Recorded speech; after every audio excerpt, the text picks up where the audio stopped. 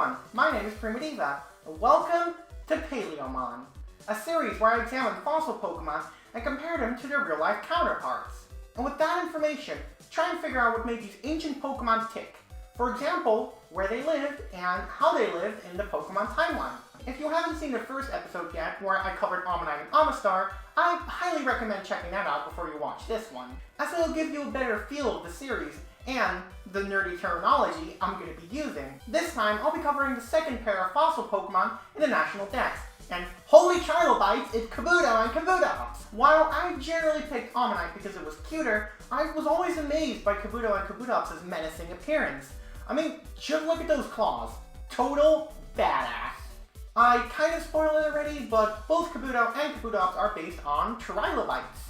Now, these group of ancient arthropods were around for an impressively long amount of time, from the beginnings of complex life, appearing during the early Cambrian, during the famously dubbed Cambrian Explosion, an amazing event in geological time where animals started to become more interesting and evolve rapidly. So you better thank the Cambrian Explosion, otherwise you wouldn't be watching this video. They withstood many extinction events, but unfortunately perished in the late Permian, in the biggest mass extinction ever to happen in the history of life, called the Great Dying, or as I like to call it myself, the Big F. These were amazing creatures, and many diverse species existed, so don't let anything fool you into thinking that they all basically look the same. Just take a look at the Walicerops. I mean, what's up with that trident-like hook? Well, I guess it always had a fork ready to use.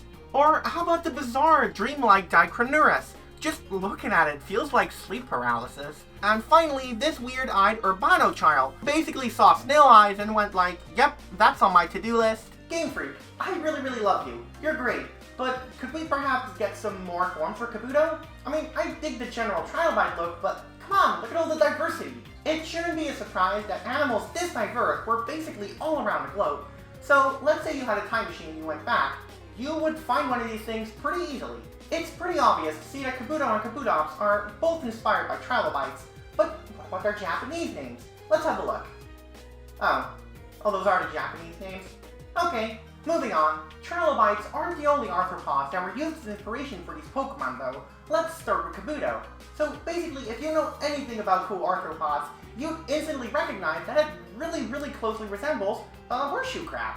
These fellas are considered living fossils, and I mean, you can tell. If you ever wondered what life was like back then, just look at a horseshoe crab. It can give you a pretty good idea. But unlike their name suggests, they're not even crabs at all, nor are they crustaceans for that matter. Instead, they belong to a family called the Lemuridae, and are from an order called Xiphosaura. It has an X in it, so you know it's cool. These are the only living Xiphosaura today, but these amazing buggers have been around since the late Ordovician. And just by looking at them, you can tell that they're prehistoric. Unfortunately, these arthropods aren't as big as a group they once were, only 4 species remaining alive today. Their diversity isn't as big as the Trilobites, especially nowadays, but back then it was definitely more diverse, such as the Australolemurus, an extinct Xiphosaura related to modern horseshoe crabs, which oddly looked like a boomerang, although, unlike a boomerang, this one didn't come back. There's also the Euproops, another Xiphosaura with the same relation. This one was oddly shaped. That's all I can say on it. Looks cool though. I'd definitely be its friend. And finally, the, bulbous-shaped Bunotis lunula. Yeah, I'll just let your imagination do the job. But nonetheless, we should be happy that there are still alive Xiphosaurus in our oceans today, in the form of the mighty horseshoe crab. As so many animals today are unfortunately extinct, it's still amazing that some made it through all the way. While it is true that Kabuto and Kabutops are both based on Trilobites, and Kabuto shares a lot of similarities with horseshoe crabs, Kabutops has one very fascinating inspiration thrown in there that I don't think a lot of people actually know about. And oh boy am I excited to talk about these amazing animals. Say hello to the Eurypterids! Sea scorpions, as they're often called, spoiler alert, they're not, are aquatic arthropods that have been around for a pretty dang long time actually, almost 200 million years in fact, from the middle Ordovician to the late Permian, but unfortunately they were wiped out in the same event that killed the Trilobites, the Great Dying. Ah, Great Dying, you're once again showing your tricks, aren't you? Killing off all these amazing animals. Damn you! I'm honestly really sad about this. I mean, just imagine how cool it would be to go swimming with trilobites and eurypterids, especially with the beast that is known as the Jacalopterus.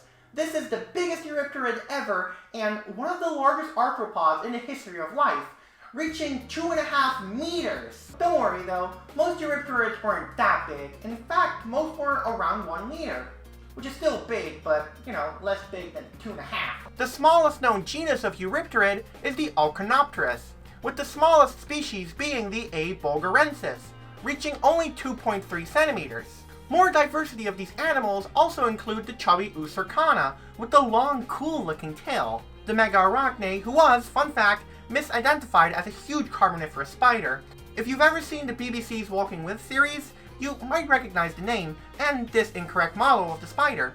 I do wish it was real though. I would love a giant extinct spider. And finally, we also have the Hippotopterus, which was possibly capable of walking on land. And would you look at that, it also looks very similar to Kabuto as well. That's neat. Going back to Kabuto actually, did you know that it actually isn't extinct? Yeah, a lot of Pokédex entries talk about it being a rare Pokemon nowadays and only inhabiting certain regions. I wonder what that region could be. Maybe Gen 9 will tell us?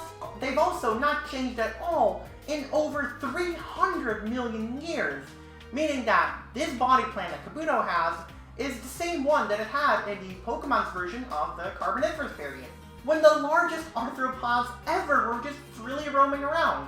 This was due to the high oxygen of the period. So, if you're not a fan of bugs, you'll be happy that this period is over. Me, however? Hell yeah, I'd love to ride myself in Arthropleura. That's the biggest millipede that ever existed and reached 3 meters. Sign me up. So, Kabuto didn't change at all over the course of 300 million years. But what about its evolution? Kabutops. Well, it's dead. Yep, it's extinct. You think it wouldn't be because, well, Kabuto evolved into Kabutops, but according to Kabutops' Dex entries, yeah, it's freaking dead. What's confirmed about Kabutops is that it could swim really fast, and that it was a great predator Pokemon underwater, and that it loved sucking the body fluids out of its prey. Yeah, it's another one of those Pokemon. But eventually, its prey started to adapt to living on land, and since Kabutops was definitely around 300 million years ago, during the Carboniferous period of the Pokemon world, this makes a lot of sense.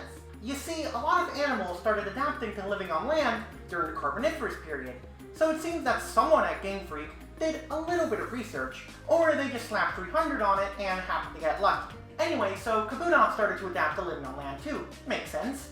But it failed in the end.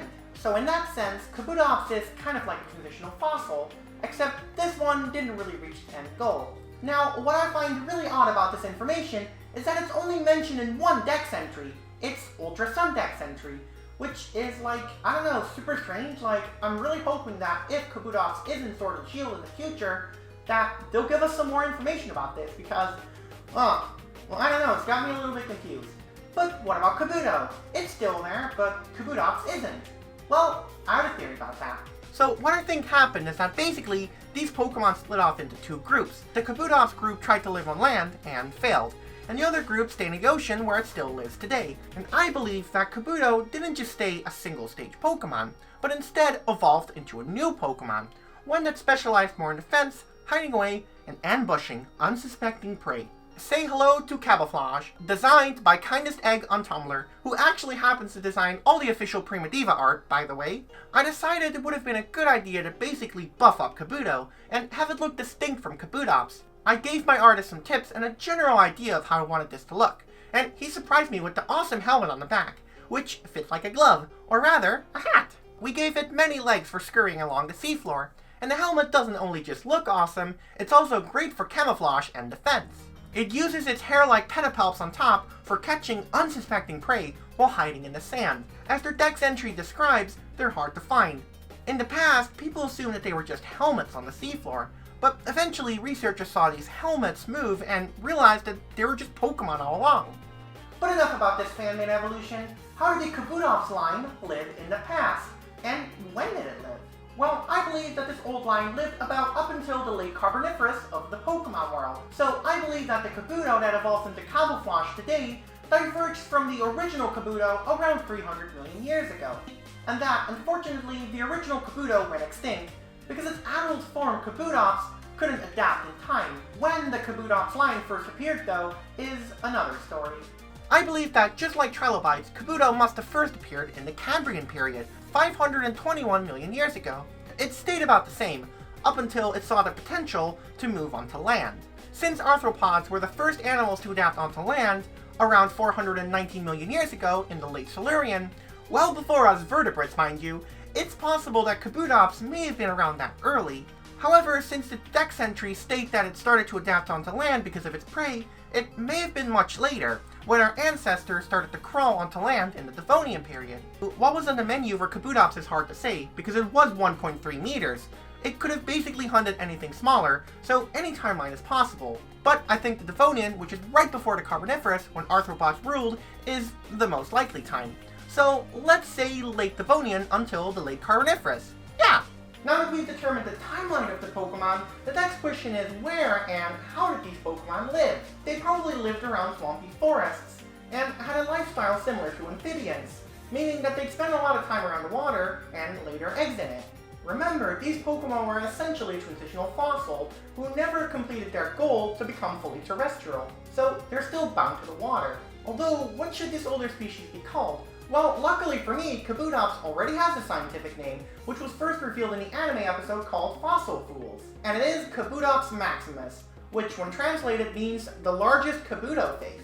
What's strange about this is that only Kabutops and, oddly enough, Oddish, pun, are the only Pokemon that have scientific names, and I kinda wish there were more because it'd be really cool. Anyway, when born, the larval stage of the species will look very similar to Kabuto. Just like Omoceros in the first episode, it would be very vulnerable in this stage, and most would unfortunately be eaten, because just like real arthropods, these Pokemon reproduce by just laying a bunch of eggs, because after all, safety is in numbers, and if one of them survives, then they can set up a new generation. So, you know, not like in the games where one Kabuto will lay one egg, because let's be real, that's just a game mechanic. Those who survive stay low by digging into the sand, and basically feeding off all the nutrients they can find in the sea floor. Eventually, they'll molt into their exoskeletons, likely by using the move Harden.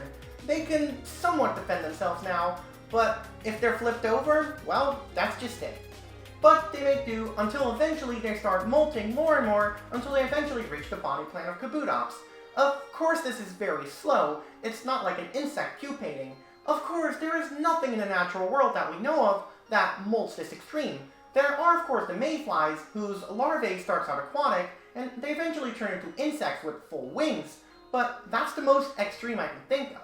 And that's of course amazing, it really is, but it's nothing like Kabuto transforming into Kabutops.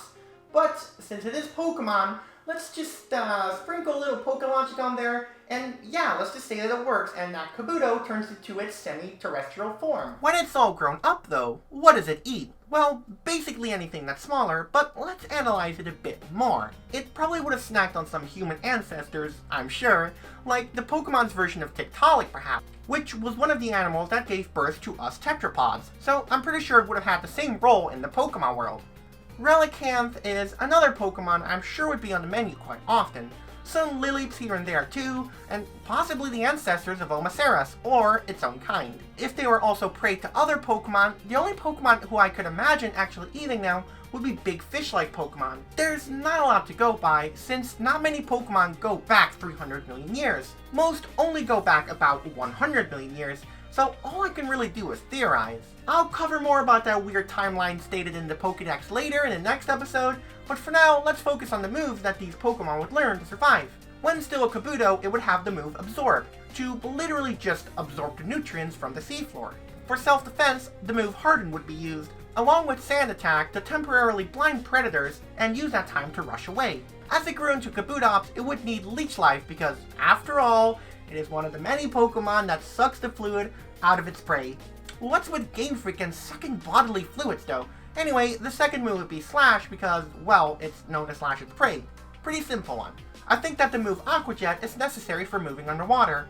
After all, it's stated to reach speeds of 29 knots, which is around 53 kilometers. It's not stated for over how much time, but probably an hour. But for that much speed, Aqua Jet seems fitting. It would also retain the move Sand Attack, as a reminder of its past, and also for potential self-defense on land. In conclusion, that's how these Pokemon would have lived, but unfortunately, as we all know, they eventually become extinct. Until, you know, today, where you can resurrect them and wreak complete havoc on today's ecosystem. So, That's fun. You may have noticed that in the last episode, I tried to find an ammonite species which most resembled Ammonite and Amistar, but I didn't do that this episode because, well, I thought it would be more streamlined this way, and honestly, there's just way too many species that these Pokemon are based on, so that's a lot to go through, and I'm pretty sure it would have been impossible. On top of that, I don't have a structure for the series yet, so it might take me a while to figure it out. Anyway, I really hope that y'all enjoyed the second episode of Paléomon. Next up, I'm going to cover Aerodactyl, and it may just be only one Pokemon, but boy, do I have a lot to say about this thing. If you want to see more Pokemon content similar like this, then I highly recommend checking out my speculative evolution video, where I try to make Bulbasaur, Ivysaur, and Venusaur real through the use of speculative evolution. Oh, and I also have a video about Trilobite, where I discuss its prehistoric origins. As always, if you like this video, be sure to hit that like button, and subscribe for more Pokemon awesomeness. And don't forget to hit that little bell. And in case you want to help support the channel even more, consider checking out my Patreon. It's only $1 a month, and I'd say that it has some pretty cool rewards for low prices. And last but not least, I also have a Discord server, in case you just want to come and say hi to me. Both my Discord server and my Patreon are in the description below.